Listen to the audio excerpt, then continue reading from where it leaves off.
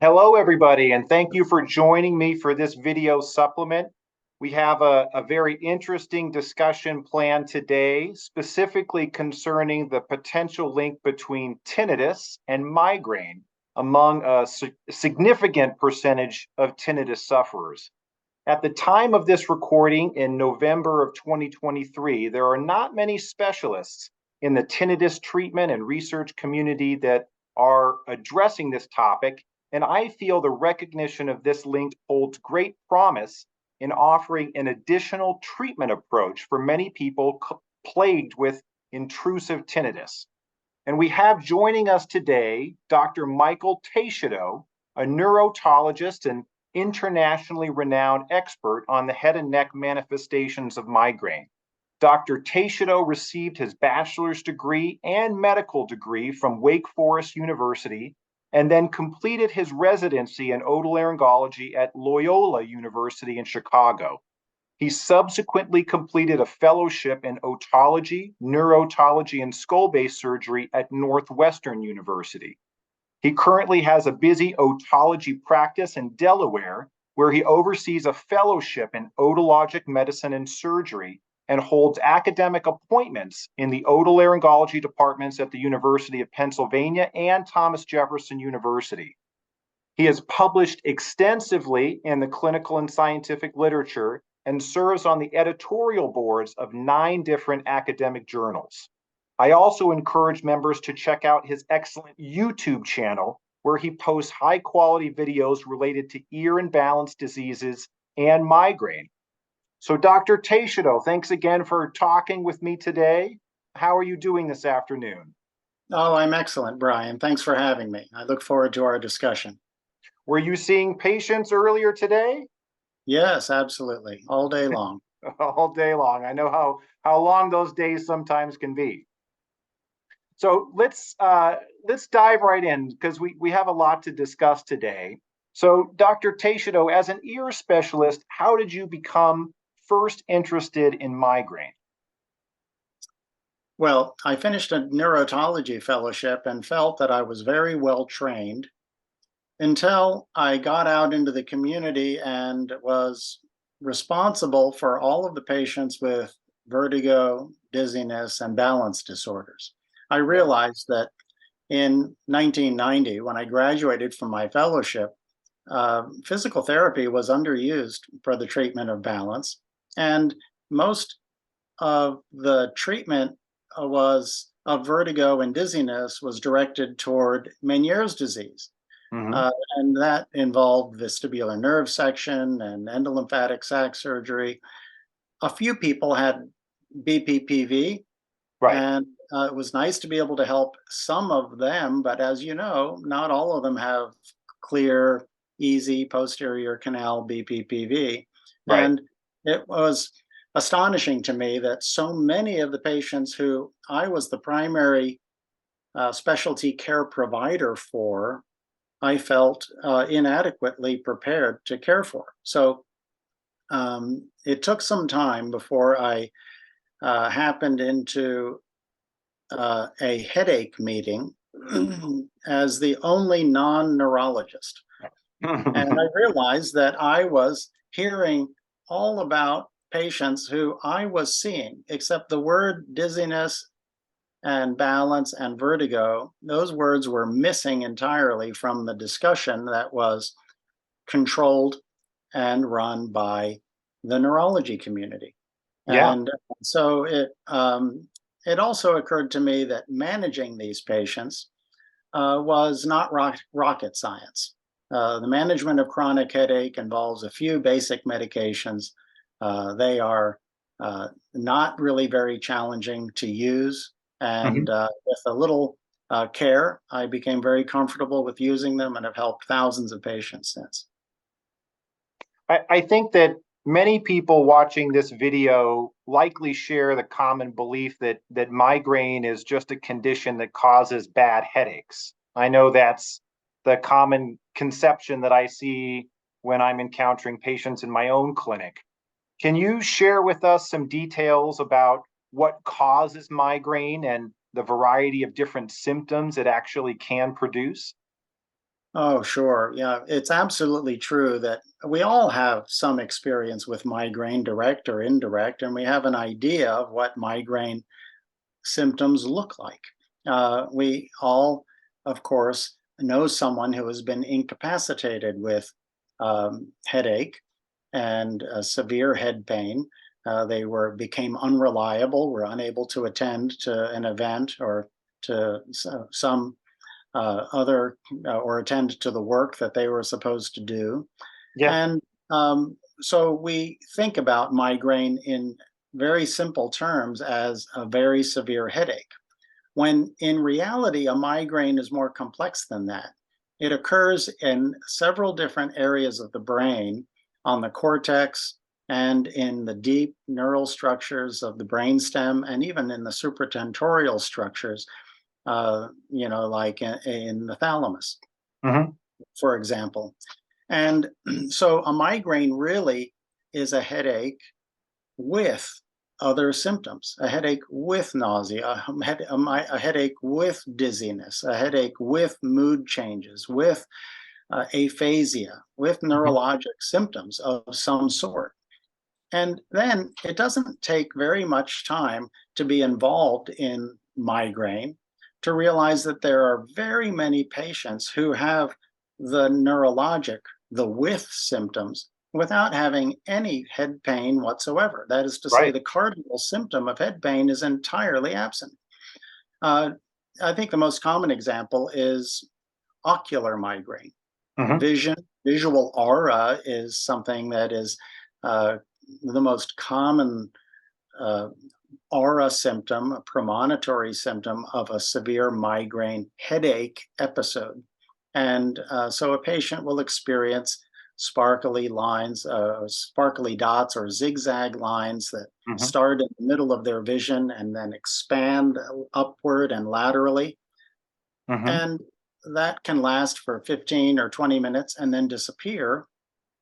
And that show is followed rather routinely with a severe headache. Yeah. Well, for every person who has that, there are a dozen who have that from time to time, but they never get a headache at all. That person is having an ocular migraine. Now, there's nothing happening, fortunately, in that patient's eyes. Right. The activity is happening in the visual area of the brain, and specifically in the visual cortex, which is in the occiput in the back of the head. Hmm. The same thing happens with dizziness. And we have a lot of patients, and in fact, the most common cause of dizziness and vertigo is probably vestibular migraine, in which nothing is happening in the inner ear, but something is happening in centers in the brainstem where balance signals from the inner ear are processed. And they're processed improperly and cause symptoms, which we call vestibular migraine. So, migraine can have symptoms that originate from the surface of the brain, like the cortex, and Hmm.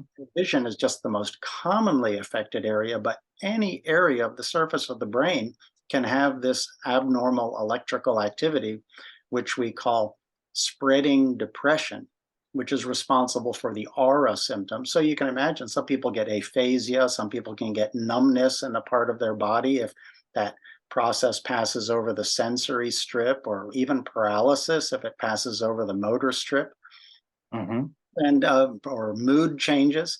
The cortex represents so many different functions that it can cause a myriad symptoms, but they're usually very transient. Hmm. Other patients get symptoms because they have abnormal activity in brainstem centers, like the nuclei of the trigeminal nerve, which is Right. always hypermetabolic during a migraine attack. But that's not the only nucleus that is usually involved and or can be involved. And every migraineur has a personal pattern of brainstem activation, and that determines the types of symptoms that they're going to have. So you can have enhancement in the vestibular nucleus and the cochlear nucleus and the superior salivatory nucleus and the median raphe and all sorts of different um, structures that are very important for our processing and that cause myriad different combinations of symptoms. And it's all migraine. It's just that it's all migraine. The only kind of migraine that we have talked about and we think we know about is migraine headache. Right. And that is just one part of the conversation. Yeah. So how common is migraine, and what percentage of people that actually have migraine don't even know it? That's a good question. It's very, very common. We have very strict criteria. And if you meet the criteria, you really obviously have it. So if you have migraine headache, according to the criteria of the neurology community called the International Headache Society criteria, Right. that then about 13% of the US population has migraine headache. Hmm. Well, that's really common. It doesn't count. And of those people, those are people who have migraine that is so obvious that you don't need a doctor to make the diagnosis. But Yeah. interestingly, only about a half of those patients actually are aware that they have migraine. Those patients are instead think that they have something called sinus headache or tension headache Yeah. or allergic headache. These are Hmm. things that don't really exist, frankly, and they were given names and that have caught on sort of in the popular culture, but that have rubbed off on medical culture as well. But when we look carefully at all of these different kinds of headaches, they're really just different forms of migraine. So only about half of patients who have migraine know they have it. And that's really important because we have really good specific medications for migraine. And the other half are just taking over the counter medications and getting by. And in many cases, not doing very well. They're just submitting to a lifetime of chronic headache activity and the attendant decreases in productivity and in reliability and in life satisfaction because of it. So do we know what causes migraine? Is somebody that's going to develop a migraine disorder, are they born with that neuroanatomy? Are there environmental factors or infectious factors that contribute to the development of migraine? Well, there are lots of different causes, but we think that people who have migraine actually have a genetic predisposition to it. And the simplest model of a genetic predisposition to migraine is a group of patients who have ion channelopathies. That is to say that their nerves in the central nervous system, which are electrical conduits and that function by holding ions on one side of a membrane. That's one kind of ion, and another kind of ion on the other side of the membrane, so they don't mix until a neural stimulation comes along. Well, what if they have leaky ion channels and they're constantly pumping and working to try to keep this gradient apart? Well, Okay. that takes a lot of energy. Right. And so the brain is kind of exhausted all the time, and it's closer to firing than the brain of someone who has ion channels that work very well. So a very good example of this is uh, there's one of the early insights into migraine pathophysiology was familial hemiplegic migraine. Now, these were families who, in a peculiar way, had their aura symptom as a hemiplegia because instead of getting visual aura, they had it over the motor strip, and they would get 20 minutes of hemiplegia as if they were having a stroke, and then it would go away, and then they would get a bad headache, and it would happen again and again, and it ran in families. And when you have a family, then you can do genetic testing. It Right. turned out that half of them had a particular defect in a calcium channel that is important in neural processing. Hmm. And they respond to a calcium channel blocker. So you give them a medicine that's usually used for blood pressure. Right. Uh, and so those leaky calcium channels are fortified with a calcium channel blocking agent, and their headaches and their hemiplegia episodes go away. So we think that other patients have leaky sodium channels, and they respond uniquely to sodium channel blocking medications. These are usually used for seizures, but these are medications like Depakote and topiramate. And other patients, we use beta blockers, and other patients, we use serotonin agents, which are typically antidepressants. And they have specific effects on the brain in different populations of people. But we don't know who's going to respond to what. And sometimes an individual or a family of individuals will respond uniquely to one particular agent because of their genetic predisposition.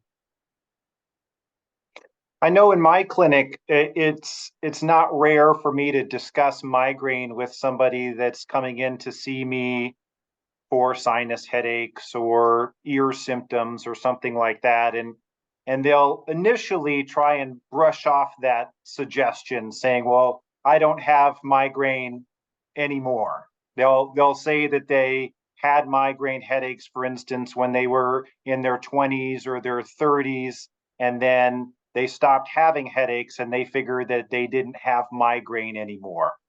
Is that something that you see a lot in your clinic? And is it your belief that migraine is something that is a lifelong condition because it's actually based in how a person's neurologic anatomy is structured? Yeah, well, I've absolutely had that experience, Brian. The notion that if this has a genetic substrate, then you retain that susceptibility through your entire lifetime. Yeah. Now, what tips you over into migraine activity could be different during one period of your life compared to another period of your life. Yeah. So it's quite typical for me to meet people who had a lot of migraine activity as an adolescent when they were going through puberty, and hormone changes are particularly provocative to migraine. And then their activity settles down when their hormones stabilize, they do well, and then they start having problems in midlife. And they wonder, well, why now? I had migraine, but I kind of grew out of it. Well, in a Right. sense, they did. But Yeah. now the trigger that is really provoking their central nervous system is fatigue. Now they're in the prime of their life. They have 12 balls up in the air. They're they have a busy career. They're super dad coaching the little league baseball team. They have several kids, and they're have a lot of other projects on the side. And the reality is that this is their brain now telling them that they really just can't have 12 balls up in the air. They maybe can tolerate about 8 balls up in the air if they're really talented, but they have to get down below their limit. Right. In some people, the problem is allergy. The allergy grows over time, and is an allergy is particularly provocative for migraine headache. And a lot of patients with actual migraine headache, they tell you that they have a seasonal distribution of their migraine activity. So they say, in the spring I have a lot of headaches, and then I'm okay through the summer. I have headaches in the fall, and I'm okay in the winter again. So you know that they have a seasonal variation. You do allergy testing, and you find out that they don't react very much to grasses, which are in the summer, or to molds, which are more prevalent in the winter, but they have strong reactions to the pollens from trees, which are prevalent in the spring, and to weeds, which are prevalent in the fall. So, and those patients, they actually can get better with allergy therapy. Yeah. I mean, I think that stress is another common factor that seems to bring on migraine. And I've also had a number of patients that seem to have symptoms that are influenced by changes in barometric pressure, like going up into the mountains or flying on an airplane or something like that. Do you have an explanation for why that might be? Well, um, altitude and barometric pressure changes are particularly provocative for a lot of people, and the explanation has eluded the scientific community. Mm. There just is, for example, when we fly in an airplane, the pressure changes are dramatically greater than those experienced with a barometric pressure change with an oncoming storm. But Right. people tend to be more sensitive to weather change than they are to changes in altitude Yeah. and flying in airplanes. So we really just don't know what is the factor that is causing the head to react to pressure change. Now, I do want to say with chronic fatigue and stress, absolutely, those are kind of the top of the list Hmm. of what really provokes migraine and other era epics of our lives. And usually I ask people, so what is different in your life? Are you resting?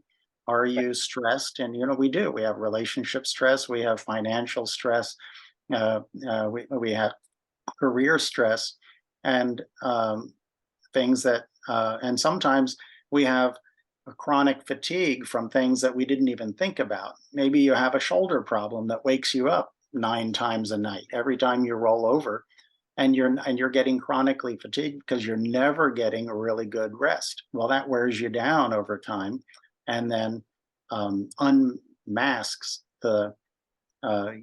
pushes you up toward your migraine threshold, and migraine activity reappears. Yeah. Obviously, today we're focusing a lot on the link between migraine and tinnitus. But in my clinic, I see a lot of patients that have other ear related symptoms that seem to be part of their migraine symptomatology as well. I have many patients that have ear pressure or ear fullness or unexplained ear pain, sometimes a sensation like there's something crawling in their ear, or some patients that have a lot of sensitivity to the wind blowing against the outside of their ear or something like that. What do you think the mechanism is in which migraine causes those kinds of ear symptoms?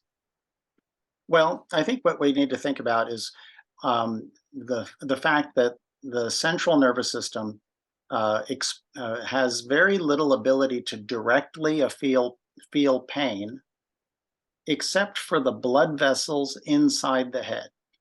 Mhm. And when we get a migraine episode that hurts, a migraine headache episode, it is the blood vessels inside the head that become sensitized because the nerves that innervate them are secreting a kind of venom, an inflammatory soup of chemicals, which causes them to hurt with even with their regular pulsations.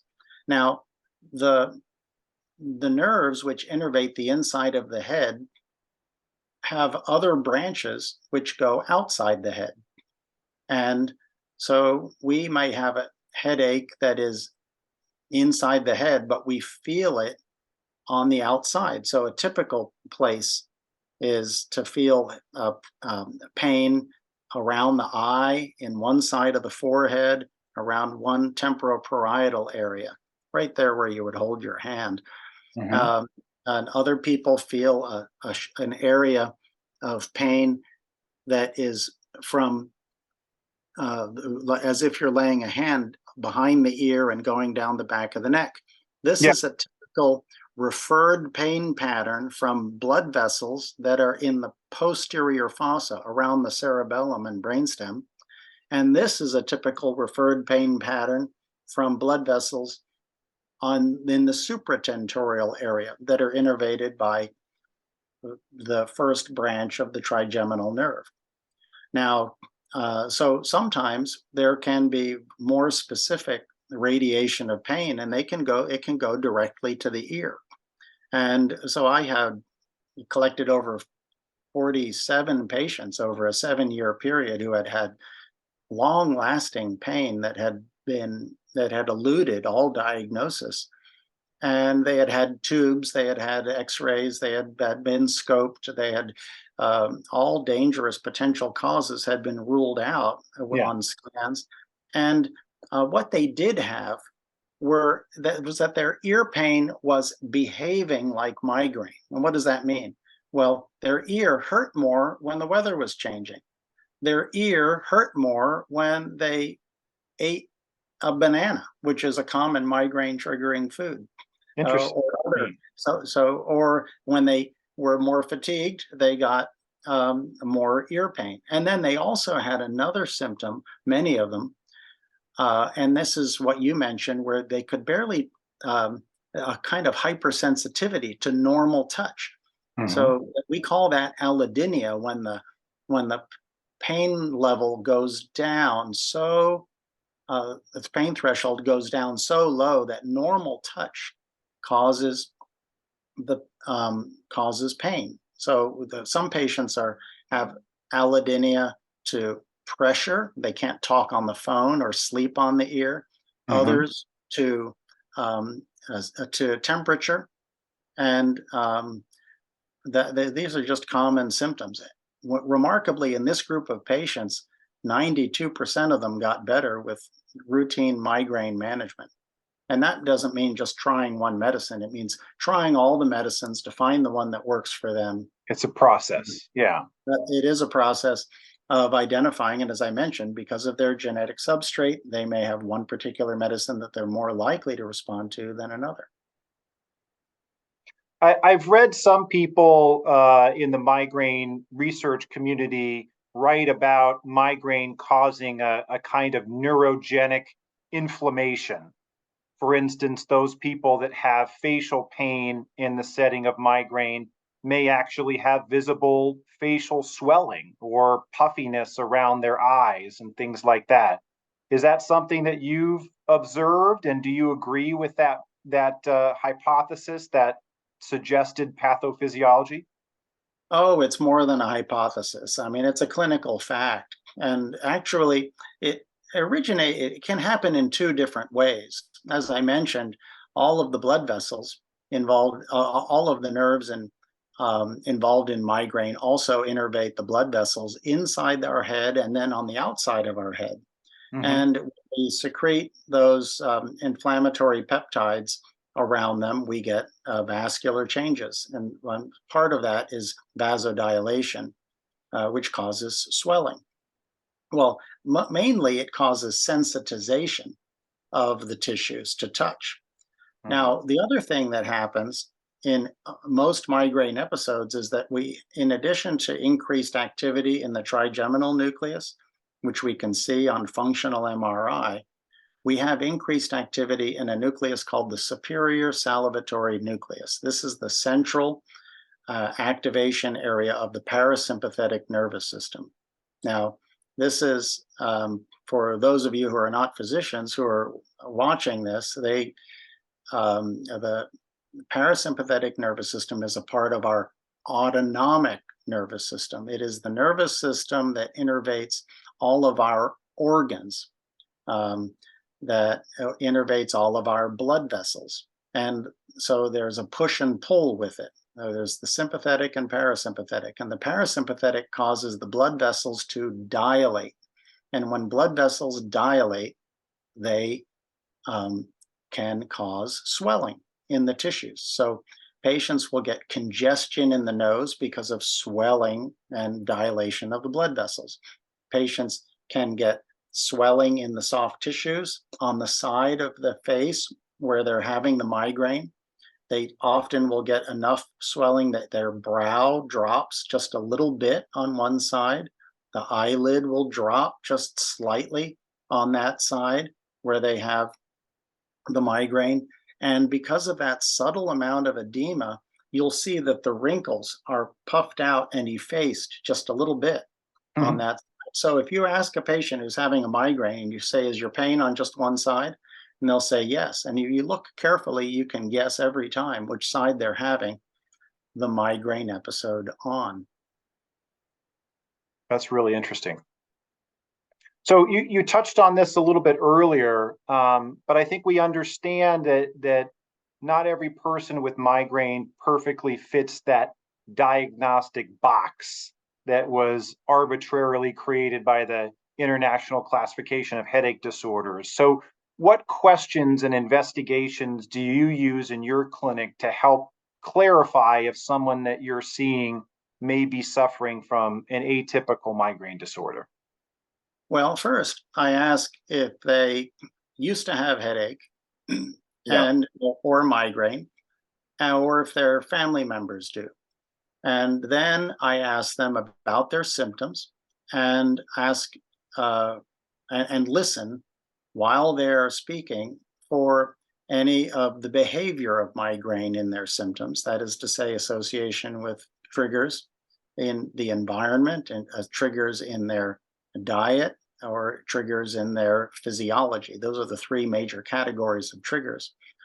And then I ask them about regular headaches because a lot of people say, oh, well, I mean, I don't get headaches. I used to get migraine. And they say, and then you talk to them more, and it turns out that they're having kind of mild headaches a lot, like sometimes, 10 or, 20 days a month. Hmm. But they don't think to tell you about them because they are so mild compared to the incapacitating headaches they had when they were an adolescent that they think they don't count. And Or in they fact, may have come up with another explanation for them in their head. That's related to my sleep, or that's related to my medication, or something like that. They've come up with an alternative narrative, perhaps. absolutely. And so then you talk to them more and you discover that their regular headaches have become more frequent during the same period that their atypical symptoms came on. And that atypical symptom, most of the time in my clinic, is dizziness of Hmm. various forms, because I see a lot of patients as a neurologist who have vestibular migraine. Yeah, yeah. So, among patients that have tinnitus, are there certain features or observations that make you more suspicious that the tinnitus may actually be influenced by migraine? Oh, absolutely. Uh, there are patients who have a tinnitus that have a hearing loss, and a tinnitus is a symptom of hearing loss. Sure. So, and when you have a hearing loss, you have a typically a constant level of tinnitus. And if you don't have a constant level of tinnitus, if the tinnitus is actually louder sometimes than others for a few hours or a whole day, like manifestly louder, not just louder because you happen to be in a more quiet place and you're noticing the tinnitus more, then you have to ask the question, is something happening in the inner ear that's fluctuating? And usually, in a patient who only has high frequency sensory neural hearing loss that's noise related or age related, there's nothing fluctuating in the inner ear. Right.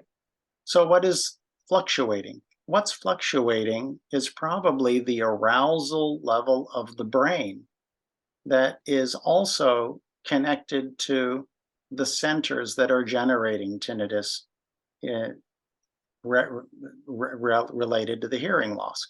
Hmm. And that patient who has more tinnitus on one day than another is having a period of increased arousal of the brain that is turning up the tinnitus, and then it turns back down.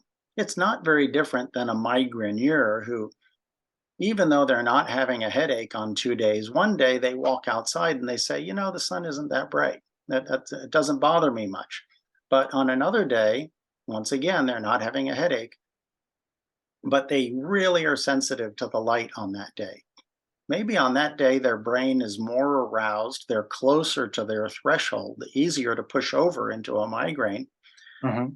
And so they are more sensitive. Well, in a sense, if your brain is more aroused, and you happen to be wired in a way that it is affecting the centers for tinnitus generation, then your tinnitus may manifestly be louder on those days.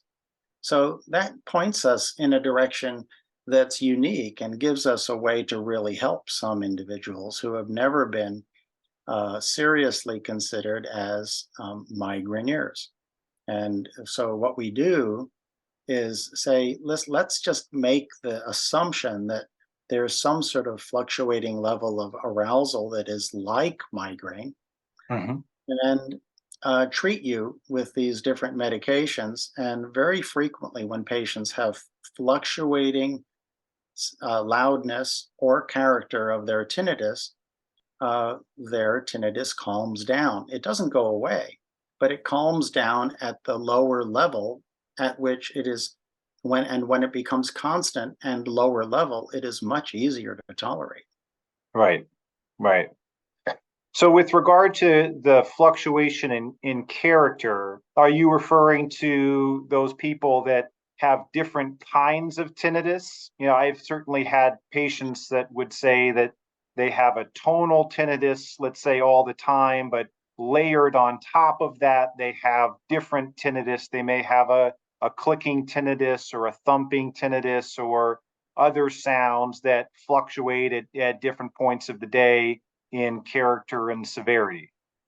That's true. Yes. So if there are changes in the character of the tinnitus, I think that is as important a signal of altered levels of arousal as altered loudness of the tinnitus signal, although usually they come together. Hmm. So a patient may say, well, when my tinnitus is really loud, it comes along with another tinnitus, and sometimes it's even pulsing tinnitus. Yes. And we know from that pulsatile tinnitus can be caused by vascular causes, both arterial or venous, but sometimes we can't find the cause. But the patient has migraine, we treat the migraine, and even their pulsatile tinnitus will go away. Yes. I've certainly had patients like that. Yeah. So, what treatment approach do you follow for patients that have ear symptoms, tinnitus, and other ear symptoms that you think may be related to an underlying migraine disorder?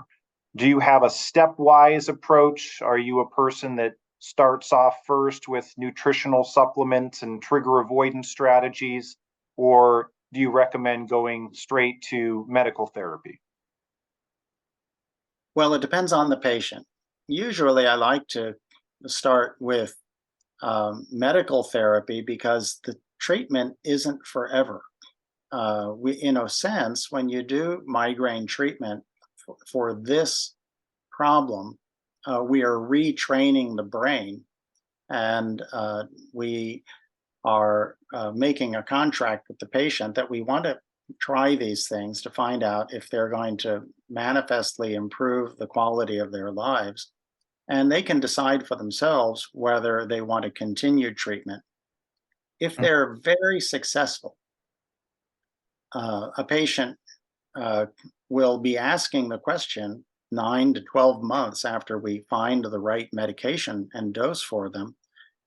I wonder if I still need this medicine. And that's when we start to taper medication away. Mhm. The end point is not complete elimination of tinnitus.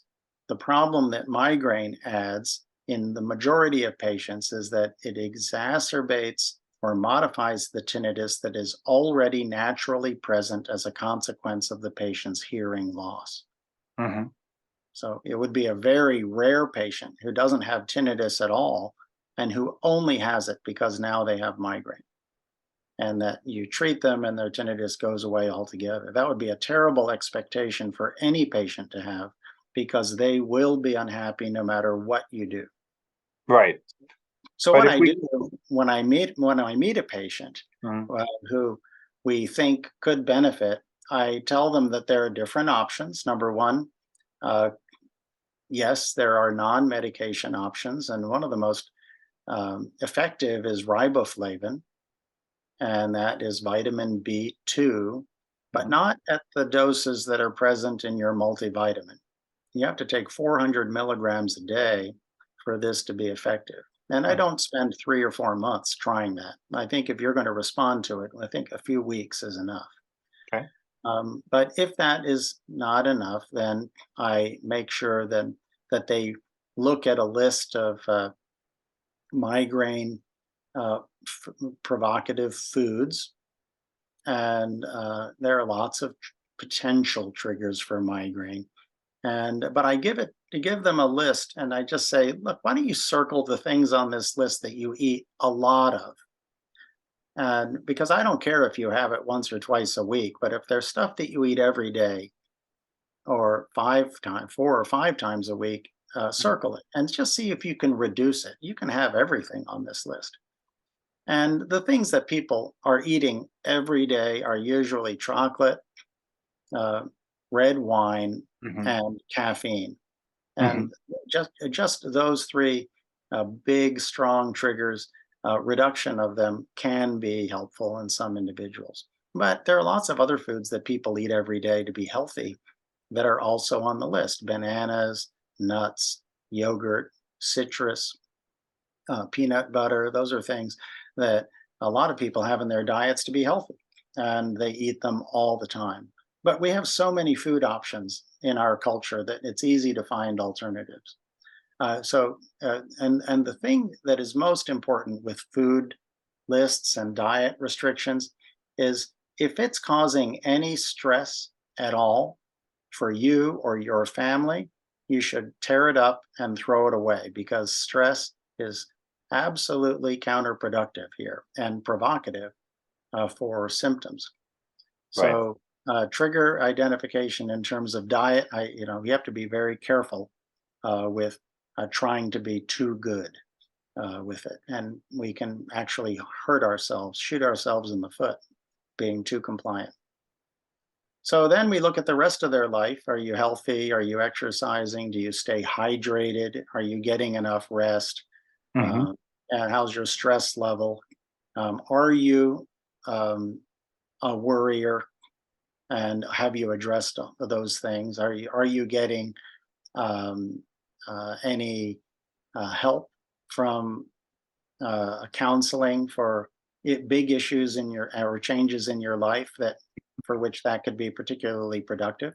Right. And finally, I say um, we should uh, embark on trials of medications, because their effects are so powerful in calming things down. Usually, it only takes a few weeks to know that they are modulating activity in the central nervous system and changing the behavior of the symptoms, whether it's tinnitus, dizziness, um, nausea. GI symptoms are really, really common. We so often, very frequently, treat people for their ENT related problems. And they say, by the way, I've had irritable bowel for 20 years and it's all fixed. Yeah. Do I really need to take these other medicines? And I said, no, it was all Yeah. abdominal migraine the whole Yeah. time. I've had patients like that too. Yeah, that's fascinating. And I wonder whether that's migraine that's actually in the enteric nervous system or whether it's the effect of the central nervous system on the gut, but it's a fascinating correlation. Yeah, it probably is really a direct effect of the parasympathetic nervous system Hmm. that is on the gut. And, in young children, the first symptoms of migraine are all GI. So the first symptom of migraine is colic. And an infant with colic has a 78% chance of having migraine with aura, hard to miss, by the time they are age 8. And then in children who have a lot of migraine, they get stomach aches. They eat a brownie. It doesn't irritate the lining of their stomach, but the chocolate irritates their brain, which activates the parasympathetic nervous system. They get a gastroparesis and they get a stomach ache. Mm. cyclical vomiting of childhood is a mystifying disease with 3-week bouts of vomiting that worries everyone. But there's no headache with it, and you clean up the child's diet, and face it, kids eat hot dogs and chocolate and yogurt. They live on bananas and peanut butter. They live on migraine triggers, and you clean up their diet, and most all of them get better. But those are all pure GI manifestations before 10 years of age. That's But interesting. they can linger later in life. I think those kids oftentimes have motion sensitivity as well, right? I always ask people if they like roller coasters and whether they've had issues with motion sensitivity. I feel like that's an early clue that somebody may be predisposed to migraine as well. That's right. That's a great index question. Do you remember getting sick in the back seat of the car? Mm-hmm. And Yeah. most of these patients say yes. And another uh, thing you can ask them is about rides and motion sickness in general. And a lot of people just say, yeah, I can't get here, on the back roads, or I have to drive. Yeah. And how do you go about choosing the right medication for somebody that you think is a good candidate for a migraine prophylactic? As you were mentioning before, there are several different classes of medicines that can be successful. How do you find the right one, or at least where do you start? Where do you make your first attempt? Okay. Well, there's no best way to do it. And we never know ahead of time what's going to work. My Mhm. experience is that we have 5 or 6 classes of medications that we typically have in our toolkit, and it usually takes a little more than an average of about 2.3 tries on average to get the right medicine. Fortunately, we get a. It's always very gratifying to hit it on the first or second try. So, what I usually do is as I mentioned, the main classes of medications we use are sodium channel blockers like topiramate and Depakote. These are seizure medicines. Mhm. Beta blockers like propranolol. Calcium channel blockers, also blood pressure medications and rate controlling medications like cardizem or verapamil. And we have tricyclic antidepressants, which are uniquely effective. And they're uniquely effective at low doses, much lower than those they were used for originally as antidepressants. In fact, they're terrible antidepressants. To have the antidepressant effect, they have to be taken at very high doses, and at those doses, there are too many side effects. Mhm. Fortunately, the medications that are helpful for most patients with migraine symptoms are very small. Fortunately, we have really good new class of medications called CGRP medications, but those tend to be uniquely helpful for patients who have pain as their primary symptom. So if patients aren't having a lot of pain, those CGRP medicines are not very helpful. So I haven't been able to use them very much for my vestibular migraine patients, although calming down migraine activity is an important part. Migraine pain, when it's present, is foundational part of treating them. Yeah. I imagine Botox is probably like that as well, right? Obviously, there's a migraine indication for Botox, but I wouldn't expect that somebody that's getting Botox for their migraine headaches would have any benefits for non-headache symptoms, whether it's tinnitus or dizziness or anything else, right? Well, actually, they do if they're having a lot of migraine headaches. But let's say you come in and you see me and you are having a lot of vestibular migraine, Hmm. you have almost no headache. And will Botox help you? It's very unlikely because it's not really, if it's not decreasing headache, it's not decreasing all of the afferent activity going into the central nervous system, into the sensitized trigeminal nucleus from the periphery that a headache creates. So you've taken away the big button that it pushes to help us. So how do I choose which medicine? Well, it really depends on what else they're taking. Right. Some patients are a lot of patients are on blood pressure medications, and some blood pressure medications are compatible, and others are not compatible with one another. Mhm.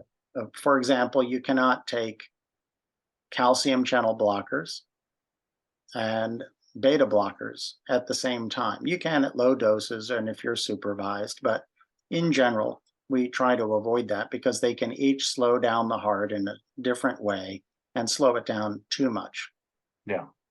So that means that if a patient is already um, on a calcium channel medication, then we can't use the beta blocker and try it. Right. Not unless they're willing to stop that calcium channel blocker, which they might have been doing well on for years, so that we can try the beta blocker. And sometimes we do that. So in that case, instead of monkeying around with medicines that other people have prescribed and that the patient already feels secure with, we'll start somewhere else. So maybe we would start with nortriptyline, especially if the patient is older than 50 years of age. Nortriptyline is a remarkable medicine, as are the other tricyclics, because they they have a lot of different ways to help. And it's an SNRI, that means a serotonin and norepinephrine uptake reinhibitor. So there's potential benefit from the serotonin effect. Mhm. But they are also a medium potency sodium channel blockers, Mhm. and like topiramate and Depakote, and medium potency calcium channel blockers. So Mhm. you get a little effect as if you're giving three different classes of medicine Yeah. all at the same time at a low dose, kind of like a special cocktail that was designed for migraine. In And do you feel, addition, sorry to those interrupt. medications. Let me go on. Yeah. Very importantly, the nortriptyline is also anticholinergic.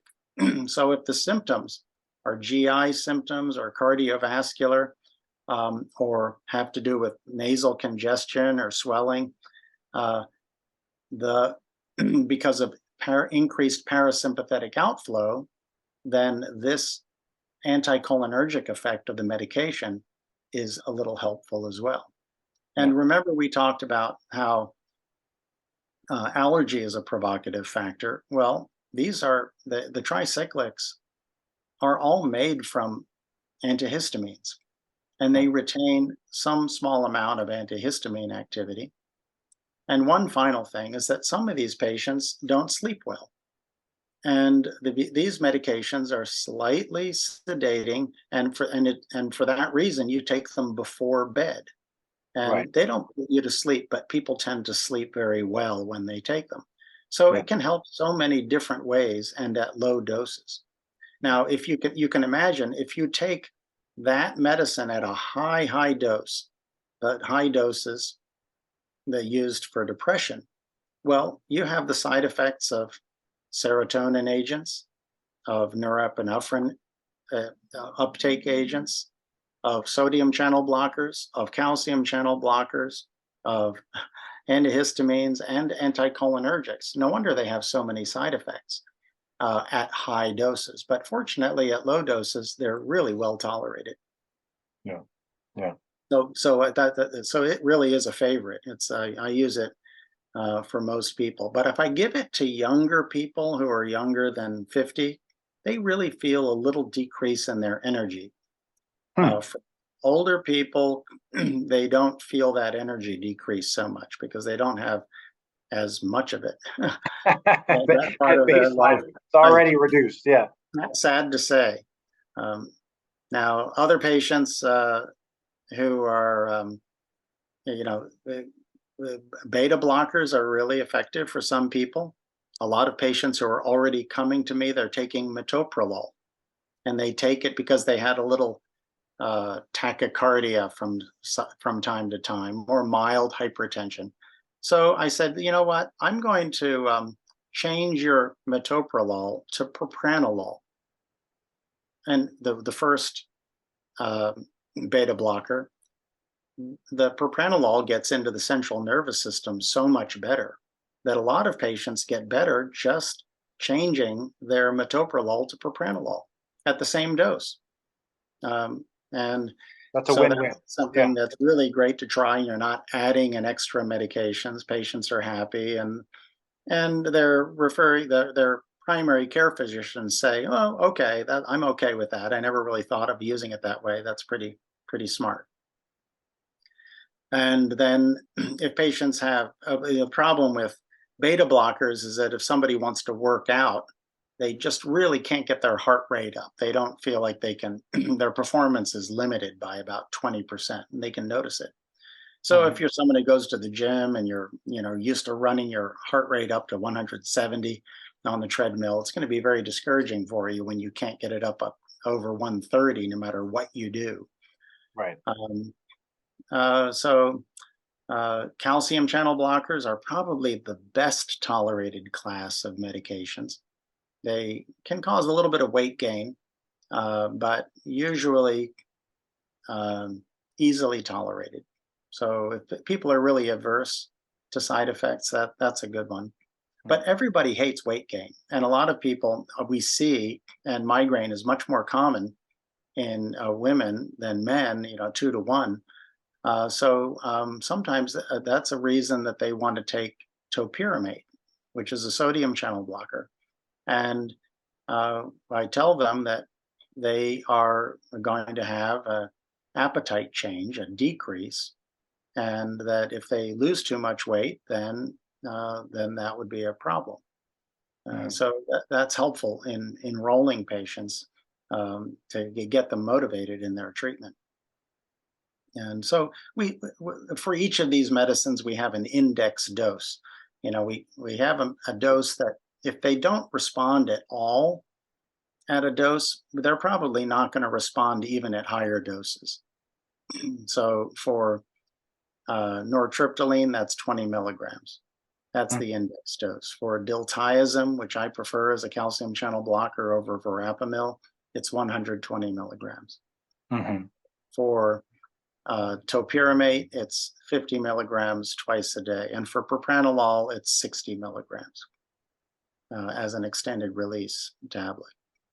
That's really helpful. I know in my clinic, I see a lot of patients that have the combination of migraine symptoms and also painful muscle tension, particularly muscle tension in the muscles of mastication around their jaw that cause temporomandibular disorder type symptoms, and tension in the neck muscles as well that can cause neck pain or even contribute to headaches in a different way. Um, I was wondering whether that tension in the muscles around the jaw might be another way that migraine patients are predisposed to tinnitus, because there seems to be an association between tinnitus and temporomandibular disorder as well. What are your thoughts about that? Well, I think that the issue is that both are very common. Mm. The fact that they are both close to one another anatomically is incidental because the inner ear, where we think about tinnitus occurring, is innervated by the first branch of the trigeminal nerve. See, Mhm. this little image over my left shoulder showing the blood supply of the inner ear. Mhm. Um, that all those little blood vessels in the inner ear are innervated by branches of the first division of the trigeminal nerve. Now, the temporomandibular joint and the muscles of mastication, those are innervated not by the first, not by the second, but by the third division of the trigeminal nerve. Mhm. That said, the trigeminal nerve system is um, a system that is all connected. And if you have a lot of abnormal activity coming in on any branch, it cause hyperactivity along all other branches. So Hmm. hyperactivity from the trigeminal nerve, third division, from the TMJ and the masseter muscle and the muscles of mastication, can cause hyperactivity in the first division as well. And so we are always very attentive to any real pathology feeding into the trigeminal nerve, because it's the nucleus where they're all coming together that is sensitized. Hmm. And then it creates an outflow along all pathways. So it's really common. People do clench their teeth when they're stressed. They get soreness. I have them do jaw stretches, Hmm. and that involves and sometimes we even, when we're treating patients with Botox for migraine, we will inject Botox into the masseter muscles Hmm. to decrease the strength with which they can clench and injure themselves and the joint. Hmm. So you can imagine, when these patients, they get so much tension that the temporomandibular joint has a unique feature of all compared to all the other joints in the body. That is to say, here's the skull, here's the top of the jaw, and instead of just having two surfaces that are covered with cartilage, there's a little piece of cartilage in between Hmm. that acts as a shim. And Hmm. the tension gets so great that that little shim pops out like a watermelon seed squeezed between the fingertips. And now these two surfaces, which never should touch, are grinding against one another. Hmm. So we most of the time we can stretch just about any muscle, but we hardly ever really stretch these jaw muscles. And that's because evolution teaches us not to sit around with our mouth open. You're not supposed to do that for a long time. And it takes time to stretch. You can't stretch in just a moment. For minutes, you have to sit for minutes and let those muscles come apart. And so I tell people, just to when they do it, to do it when they're driving and they're not sitting in front of people. I just hang your mouth open for 2 minutes, two times a day. And 2 minutes is an astonishingly long time when you're doing this. But they say, oh my God, that just feels so much better. Why didn't somebody tell me to do that? I just spent $450 on an oral appliance to do the same thing, which is helpful, by the way. Right. But jaw stretching is free. Right. You Indeed. try. We're almost out of time here, but are there any other approaches that you recommend for your tinnitus patients that you see in your otology clinic suffering from tinnitus, whether or not it's related to migraine? Are there other things that you have found helpful for that population? Well, one of the things I try to explain to people is that when tinnitus starts, it is really astonishing. We kind of, the hearing loss, the hearing level is going down, down, down, and it finally crosses a threshold. And for some reason, tinnitus starts in some individuals and not in others. And there may be a period where it's there and it's not there, and it's there and it's not there. But then one day it turns on and it just never goes away. Hmm. And that is really worrisome. So, first on, you if as a tinnitus patient, you're wondering, oh my goodness, is this a sign of a bad problem? So Right. you have that on the front burner of your attention, and it's important to see a doctor who can explain what tinnitus is. And what I explain to them is that the inner ear has this coiled tube, as you can see over my left shoulder. There's Hmm. uh, cochlea there, and along it is an organ of corti of hearing that has little hair cells, and that correspond to that all of the hairs that represent frequencies from a high frequency at one end, low frequencies at the other. Mhm. and that little keyboard there has about 3,400 tonal keys on it, Mhm. and as opposed to 88 keys on a standard piano keyboard. Right. And those little neurologic hair cells are sending signals to the brain along tonal pathways in the temporal lobe all the time, even when it's totally quiet. And Mhm. when you get hearing loss, that incoming signal is not there. And so you imagine you have a patch of brain and nothing is coming into it. Well, the brain hates empty real estate, so the adjacent frequencies take it over. Now, those adjacent frequencies to the hearing loss um, actually have more cortical real estate than they're supposed to have. So, in a sense, that is the brain representing that frequency more than it should. And that is going to cause an amplification of that frequency. Mm. So, um, they now, when uh, that in essence is what tinnitus is. And then that new circuit that has this amplified activity is what gets modulated sometimes up and down by migraine activity. We Mhm. can help some of those patients. I tell patients that over time, almost everyone who has a new onset tinnitus, after about 7 to 8 months, even though their tinnitus is not changing in level and it's absolutely constant at all times, the amount of annoyance it causes goes down quite a lot.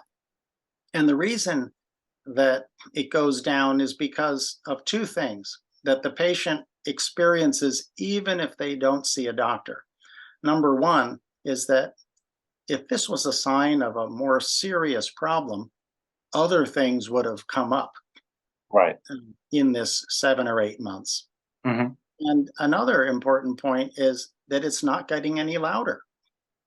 And they worry that, okay, I thought it was just going to get louder and louder, but it's constant. Mhm.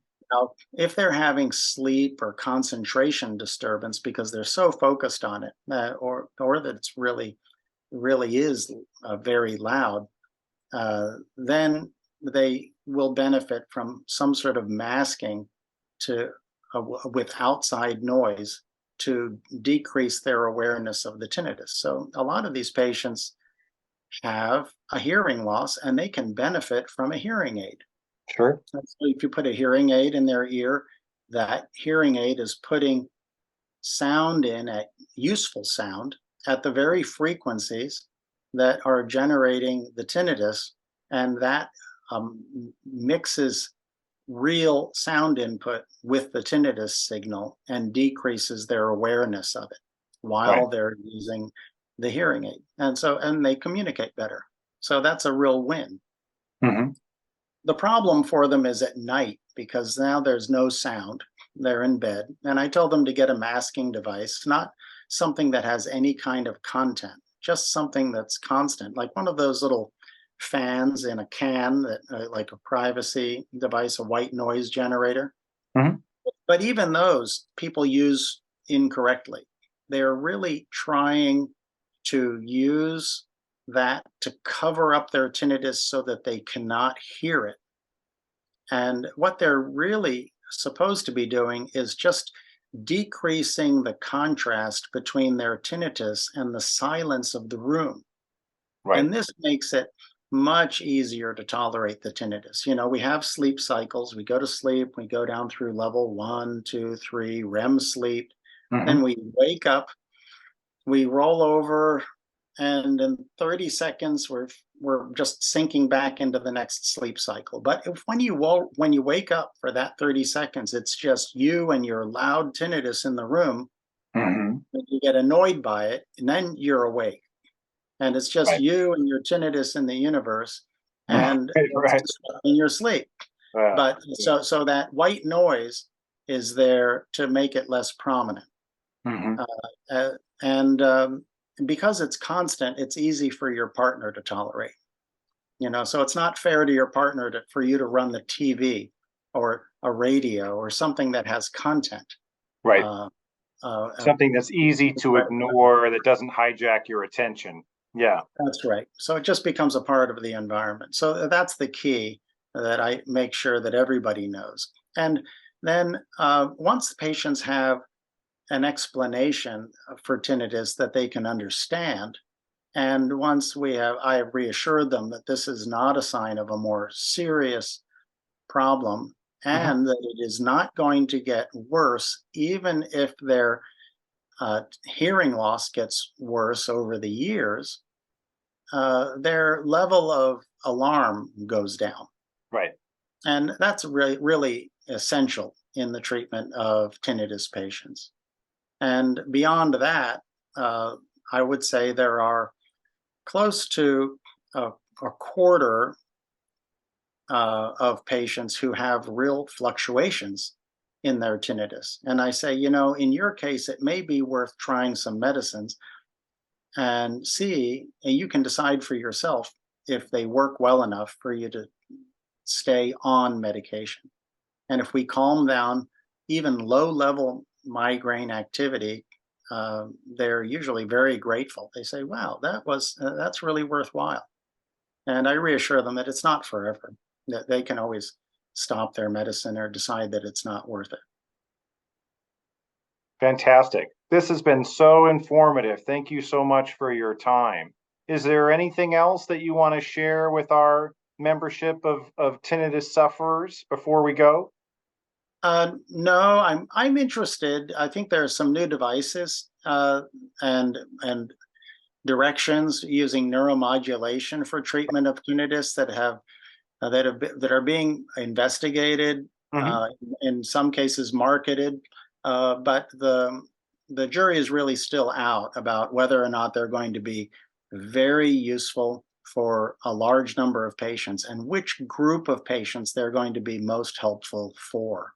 So I currently am not offering any of those strategies. I think time it's going to be at least a couple of years before I can say, you're a person who may really benefit from this particular, um, uh, strategy of treatment. I feel So the same way about it. Yeah. Yeah. I mean, I think it's interesting, the approach, and I think that there's some promise there, but it's not something in November of 2023 that I recommend either. well, it's going to be expensive, and I think that the companies involved are going to be very happy to take people's money. But in a sense, you're also going to be one of those first pancakes that is going to help them to sort out who really is going to be a benefit. But I think more people are going to get it than necessary in these first few years. Yeah. Yeah. I fully agree with you on that. We'll see how that plays out in the coming years, and I'm sure that there will be other similar products that are marketed along the same lines, because that's often how businesses develop, right? Copycat a product that's already been developed and marketed. Yeah. Well, one of the things I think that people should also know as a take home message is that if you have headaches or a history of headache and you also have tinnitus and you happen to have fluctuations, there are lots of ways to make yourself healthier. And generally, a healthy lifestyle leads to less headache. And that means regular sleep, regular exercise, regular eating, good hydration, and um, just if it is a very sane and healthy and regular lifestyle, migraine goes down, and your tinnitus, if it is being modulated by migraine, should go down some as well. Yeah, You you don't need a doctor right, to do that part. right. Plus, it helps your health in 50 other ways as well, right? There's lots of other collateral benefits there. Absolutely. Yeah, yeah. Well, thanks again. Again, I really, really appreciate the time that you spent with us, and I feel like these insights are so valuable. It's my pleasure, Brian. I'm glad to All get right, in. you have a good evening now. Thanks a lot. Bye bye.